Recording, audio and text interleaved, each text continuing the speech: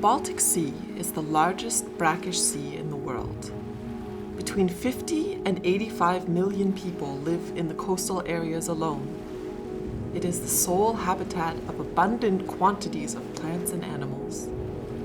Every year, millions of holidaymakers head to the Baltic Sea. Industrial border states use it for extensive trade relationships. But this sea is in danger. It is one of the most heavily polluted seas in the world.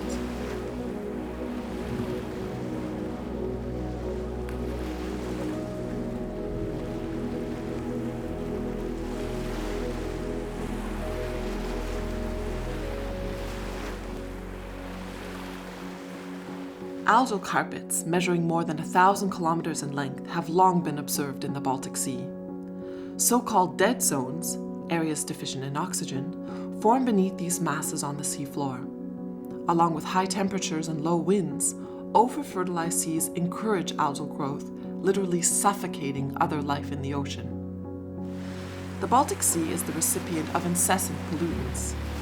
This occurs due to deposits from the atmosphere, ocean transport, waste disposal, energy generation, fish farming, and tourism. The most significant causes of overfertilization are found on land, in the production of agricultural crops and livestock, as well as the disposal of wastewater. The German Federal Environmental Agency estimates the number of nutrients deposited in the Baltic Sea at 760,000 tons of nitrogen, the equivalent of 15,000 cargo trains, and 36,000 tons of phosphorus, the equivalent of 700 cargo trains, for the year 2010 alone. Nutrients from agriculture and wastewater seep through the soils in lakes, streams, and rivers, or they reach water bodies through the deeper sections of the groundwater. Furthermore, nutrients are washed into waterways through precipitation. Many rivers flow into the Baltic Sea from neighboring riparian states. In this manner, nutrients from agriculture and wastewater in areas as far away as several hundred kilometers ultimately end up in the sea. Since 2014, scientists from Denmark, Germany, Poland, Sweden, and Russia have been looking at measures for reducing nutrient inputs from agriculture and wastewater disposal. In the project bonus Soils2Sea, the scientists analyzed the hydrological and biochemical conditions in soils, groundwater, and surface water in the cultural, economic, and political context of case studies. Regional solutions are prepared in close contact with farmers and industrial and political decision makers. The project is supported through the national research funding institutions in the 8 EU member states surrounding the Baltic Sea and the European Union's 7th Programme for Research. You can find many projects who are dealing with agriculture and nitrate and phosphorus. What makes our project special is that we try to utilize the fact that this retention, removal of nutrients in the pathway between agriculture and environment, that varies a lot from one location to the other location. Nutrient contaminations from the Baltic riparian states reach 5-figure digits each year. Sweden, Russia, and Poland have the highest share of nitrogen deposits in 2011. Denmark, with its very high inputs of phosphorus, is also a subject of scientific interest. For the Soils2Sea project, significant areas of study were selected in these 4 countries: Norrsminde in Denmark, Torstorp in Sweden, Podgorja in Russia, and Kocinka in Poland. Poland differs considerably from many other Baltic riparian states due to its geographic and socio-cultural circumstances. It is approximately 500 kilometers of coastline, and more than 40 rivers flow into the sea via larger flows such as the Odra, Nisa, Wisla, Warta, or Bug. Nearly the entire territory of Poland, a country with a population of 38 million, drains into the Baltic Sea. That is almost 50% of the whole population of the Baltic Sea drainage basin. Furthermore, Poland holds first place within the EU in terms of agricultural population. Due to these aspects, Poland is responsible for a larger input of nutrients into the Baltic Sea than, for example, Germany, which geographically speaking has the smallest catchment area of all the riparian states. Poland's burden of responsibility is great. Bonus: Soils2Sea's Polish research area is the Kocinka catchment, which lies in the southern part of the country and has an area of 257 square kilometers. Agriculture dominates in this area, with nearly no livestock farming and sparse industry. The largest river in the test area, the 40-kilometer-long Kocinka, flows into the Wastewater and Warta rivers, continuing on into the Odra. In this manner, nutrients make their way to the Baltic Sea. The scientific investigations in the test area are led by the AGH University of Science and Technology in Krakow. I am coordinating work of the Polish participant of the Soils2Sea project, which is AGH University of Science and Technology. And we are interested in studying nitrate levels in groundwater and also in surface water, and in understanding the interactions between both components of the problem. To achieve the objectives of Soils2Sea, we need interdisciplinary collaboration among scientists. On the one hand, we need hydrologists, engineers and the natural scientists to explore the soil conditions and the catchment area. On the other hand, we need historians, political scientists, cultural anthropologists and others to understand the motivations and reactions of people. And without knowing our past, we can't shape solutions for the future. Situated between Germany and Russia, Poland's history has been turbulent, with changes in borders, power struggles, and war. Poland first became a republic in 1918, after more than 123 years of occupation. In the 20th century, the country went through rapid industrialization, but remained strongly influenced by rural traditions. The national and constitutional emphasis of the church and the firm roots of long-established farming communities helped to withstand the dramatic years of separation. And although the agricultural structures changed during the socialist regime, a large quantity of the land remained private property in contrast to other Eastern Bloc countries. But during this time, there remained many restrictions. Po wojnie nastąpiła zmiana systemu, przyszedł socjalizm, komunizm i powstawały duże gospodarstwa rolne, PGR-owskie albo spółdzielnie produkcyjne, gdzie ta produkcja może troszeczkę była inna, ale też dużo się żywności i marnowało i były jeszcze tak zwane na drobnych rolników były narzucane tak zwane dostawy bezpośrednie, czyli nie powodowało to specjalizacji, że na przykład rolnik mógł się zająć tylko produkcją roślinną czy zwierzęcą, nie musiał produkować praktycznie wszystko, żeby te obowiązkowe ilości tam zboża, mięsa i innych rzeczy oddać zgodnie z tym, co państwo narzucało. Socialist agriculture in Poland, with its extensive single-unit production, has left its traces. While in the West, the need to act with regard to protection of the environment was recognized by the time of the United Nations Conference of Environment in 1972 in Stockholm, the Eastern Bloc remained less concerned with environmental standards. The effects of this pollution in Poland remain a problem today. Ten podziemny zbiornik to zanieczyszczenie, to jest efekt zwiększenia stosowania ilości nawozów 20 lat wcześniej. Because the fields of the area were very heavily fertilized in the 70s or even 80s, and manure was applied to the fields in huge amounts. Now the fertilization levels are much lower, so this will help the situation in the future. The last remaining large-scale national agricultural companies were transformed into private enterprises after 1989. The use of fertilizer was subject to the requirements of the market economy, resulting in imposed pressure to achieve high yields. This is why the fertilizer used in Poland increased again steadily.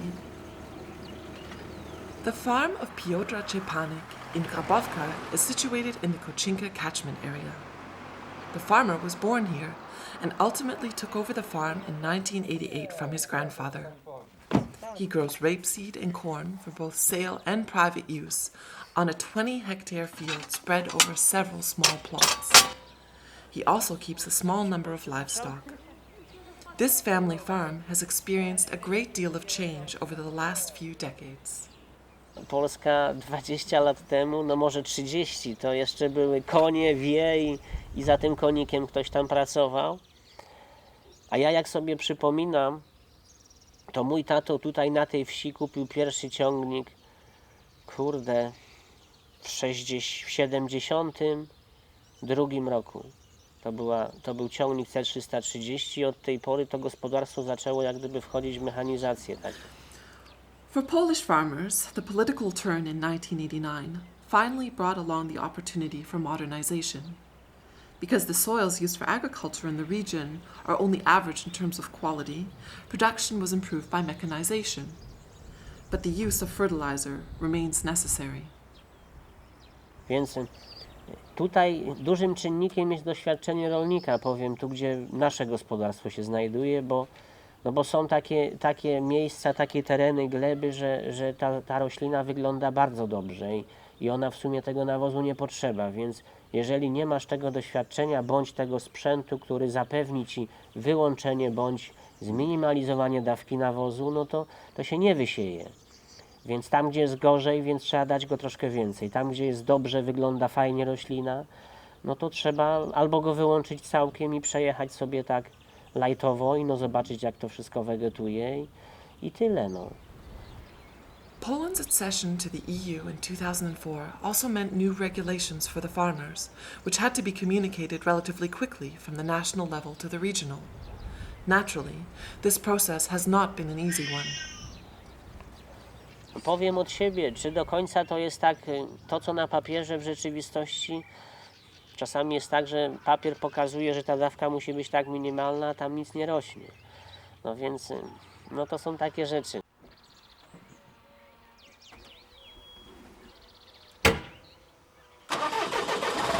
No pewnie byłoby fajnie, gdyby nie wiem, no, rząd polski dofinansował w 100% do wapna. Mało tego, dołożył stacjom badawczym, instytutom, które zajmują się nad badaniem tej jakości i zawartości gleby. Nawet za te próbki, które my tam płacimy chyba w tej chwili 11 bądź 12 zł za próbkę. Na hektar wymagane są 2 próbki. No jak ktoś ma choćby 70 hektarów, to już jest 140 próbek razy 12 zł, to już są jakieś pieniądze. No cóż więcej, nawóz, żeby był tańszy troszkę. Mało tego, żeby odciążyło rolnika, to i by może zmobilizowało, żeby ci, którzy badań nie robią, zaczęli je wykonywać. Soil samples are of critical importance. They can provide information about quality and permeability of soil and inform guideline values for the use of fertilizers. Ultimately, how much fertilizer ends up in the Baltic Sea is dependent on different factors. How much of it is taken up by the crops, how much is leaching down through the soil system, etc. How much is then further maybe retained or reduced or removed on its transport between the root zone and the aquatic system, the river system. In addition to the formerly public agricultural enterprises, which are now in the public domain, large-scale farms, which are often still family-run and amount to several hundred hectares of arable land, have benefited from the EU accession. With the aid of subsidies, they were able to develop renovations or buy and sell agricultural products in a market-oriented manner. Such is the case with Dariusz Pluszka. He operates a large-scale farm in the Mykanów area. Recently, he extended his farm silo facility. Dariusz Pluszka is the third generation to run the farm together with his father and the support from his brothers. No, czy to jest dobry sposób na życie? No. Rejon jest dosyć biedny, więc nie ma przemysłu. Zostało rolnictwo, prawda? To jest konieczność bardziej niż dobry sposób na życie. Moje gospodarstwo ma około 500 hektarów ziemi. Ziemia częściowo jest dzierżawiona, częściowo własność nasza. Uprawiamy rośliny zbożowe, uprawiamy rzepaki, uprawiamy kukurydzę. Kocinka catchment is situated in the Silesia region, one of Poland's 16 districts. Based on fertilizer use in the entire country of Poland, Silesia produced 138 kilograms per hectare in 2015, which is approximately the national average. The local farmers are aware of the state and preservation of nature. Myślę, że jeżeli chodzi o środowisko, w jakim tutaj się znajdujemy, nie jest w najgorszym stanie. Powietrze w miarę czyste, gleby nie są zanieczyszczone jakimiś chemikaliami, to jest najważniejsze, no nie. Trochę denerwują śmieci, które ludzie gdzieś tam próbują do lasu wyrzucić. Tak to nie byłoby źle. Pollution of the Baltic Sea, which lies 500 kilometers away, is not yet a topic of concern here in the Kocinka catchment. However, as the nitrate pollution in the Baltic Sea has remained consistently high over the last few years, the European Union has begun to demand that the riparian states take responsibility before the European Court of Justice. In 2013, action was taken against Poland due to insufficient measures regarding reduction of nutrient contaminations. In 2016, Germany was also held accountable. Large-scale agricultural production facilities and industrial livestock farming contribute substantially to high nitrate pollution in the Baltic Sea. Paradoxically, however, Poland is a country characterized up to 50% by the structures of smallholdings. Farms generally are no larger than 10 hectares and are mostly run to ensure self-sufficiency using low levels of fertilizer. The smallholder, Piotr Kozila, lives on a farm in Borówno, which formerly belonged to his parents. When he was 18 years old, he took over the approximately 12-hectare farm, which includes a large orchard. His fields yield wheat, rapeseed, and this year he is also growing corn. He only farms to be self-sufficient and tends his crops in his spare time while working in the city. This is not unusual. Co się stało? Myślę, że ekonomia zdecydowała o tym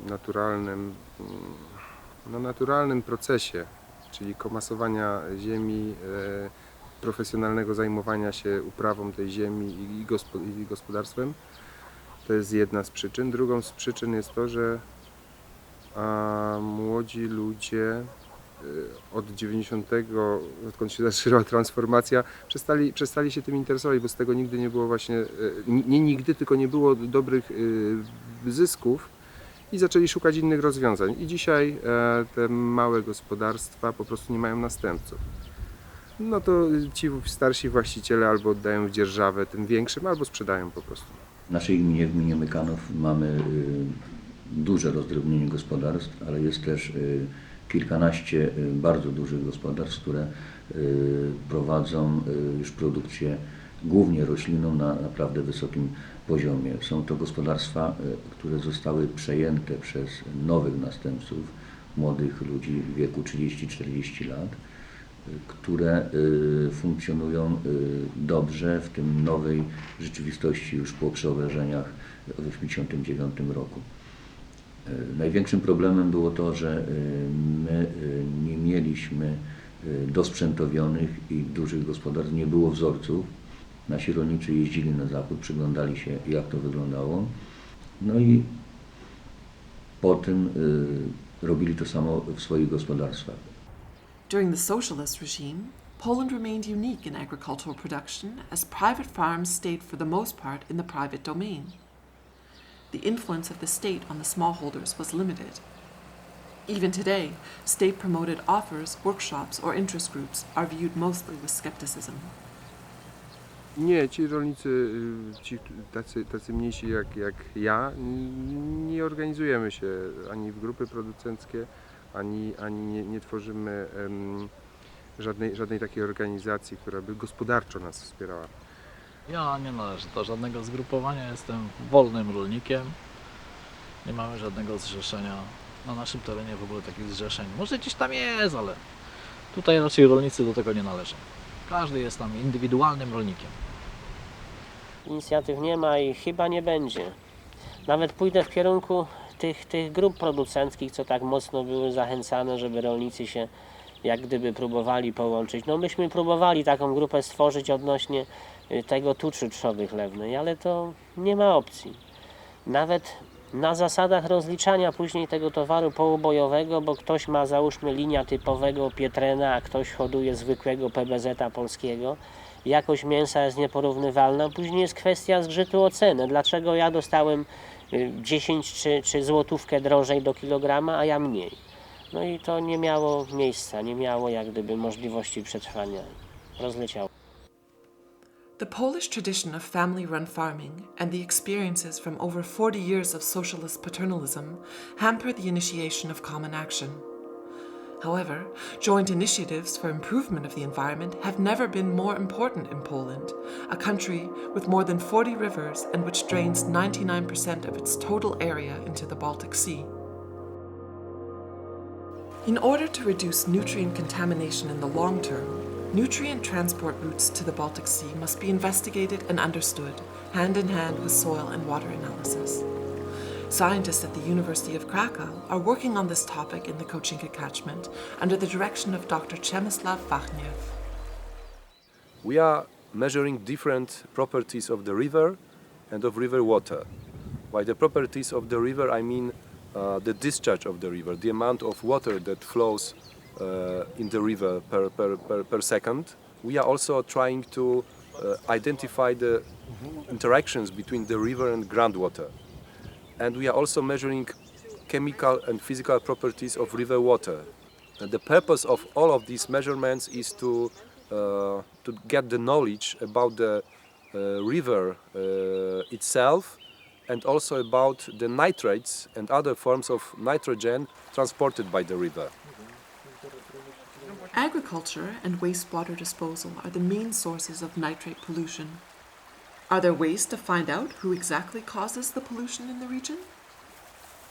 It's a complex question and it can be approached from two sides, from two ends, I would say. One is coming from the source, trying to find out where are the sources of this pollution and trying to track them down to the river and along the river. And the opposite approach would be to observe the nutrients in the river itself and try to deduce the source. This form of direct, environmentally harmful wastewater disposal remains common. Archaic methods such as cesspits can be found in Poland all too often, despite the fact that Polish water utilities now support modern standards. Initially, water utilities existed principally to ensure water supply. However, in the second half of the 20th century, wastewater disposal became a central topic of concern. As a rule, wastewater disposal and treatment developed more slowly in rural areas. After the fall of socialism, Poland began a continual expansion of their wastewater system in accordance with modern standards. Since 1928, the water utilities in Częstochowa have been responsible for the supply and disposal of water in the region. 300,000 people in Częstochowa and the 9 neighboring communities are supplied, along with nearly 1,000 businesses. However, 30% are still not connected to the wastewater disposal system, amounting to 20,000 households in the region. Ja myślę, że to są takie uwarunkowania już, które od lat przełożyły się na mieszkańców. Uważają, że odprowadzanie takie do zbiorników bezodpływowych bądź niepodłączanie się do systemów zbiorczych jest tańsze. Jest to nieprawdą, bo rzeczywiście w przypadku zachowania standardów tychże zbiorników, że one są faktycznie szczelne w 100%, takie zbiorowe oczyszczanie, my już prowadziliśmy badania, jest co najmniej o połowę tańsze w stosunku do wywożenia ścieków samochodami asenizacyjnymi. Dlatego też, tak jak powiedziałem wcześniej, staramy się namawiać wszystkich tych, którzy mogą się podłączyć. Istnieje kanalizacja na tych terenach do tego, aby się przyłączali do tejże kanalizacji. No niestety nie wszędzie występuje sieć kanalizacji sanitarnej. Są takie obszary, gdzie jeszcze nie ma kanalizacji zbiorczej. W związku z tym no nigdy to nie będzie 100% do momentu, kiedy cały obszar nie zostanie skanalizowany. Plan jest dalej na to, że będziemy kanalizować resztę gminy, czyli północną i wschodnią część gminy. Robimy to w miarę posiadanych środków. Te środki są dla nas troszeczkę za małe. No, musimy wprowadzić różnego rodzaju działania, ale kanalizacja jest dużym obciążeniem, dużym wydatkiem dla nas. Korzystamy z środków unijnych oczywiście, ale żeby tych środków było jeszcze więcej, moglibyśmy ich więcej wykorzystać. Municipal policy is concerned with additional expansion. Already they have been successful in erecting a state-of-the-art nitrate removal station not far from Częstochowa, with the help of EU subsidies. Since the middle of the 80s, nitrate pollution in the groundwater has been increasing in many European countries. In Częstochowa aquifer, the permissible limit of 50 milligrams per liter has long been exceeded. Znajdujemy się na stacji usuwania azotanów, która to stacja powstała w latach 2004-2006. Zastosowano tutaj bardzo unikalną metodę uzdatniania i usuwania, a mianowicie metodę polegającą na biologicznej denitryfikacji. Woda uzdatniona nie zostaje pozbawiona swego naturalnego smaku, zapachu. Uzyskujemy tu bardzo doskonałe rezultaty. Redukcja azotanów jest na poziomie 80%. Stacja ma wydajność 700 m3 na godzinę. At this point in time, there are still very few nitrate removal stations in Europe. The positive results of these installations have proved convincing to the scientists of the Soils2Sea project. These scientists meet regularly in the test areas in Sweden, Denmark, Russia, and Poland. At the meeting in the Polish Kocinka catchment, local scientists, as well as representatives from the water sector and municipal governance, were introduced to the newest findings regarding nitrate pollution. Visiting measuring stations allows the international project partners to form a picture of the regional conditions. The discussion and comparison of differences and commonalities can offer a future basis for solution approaches. For us, I think it's really interesting to see how the differences are between the two countries. Of course, when we look from the EU level, it's always that we have to find a solution that fits on all level.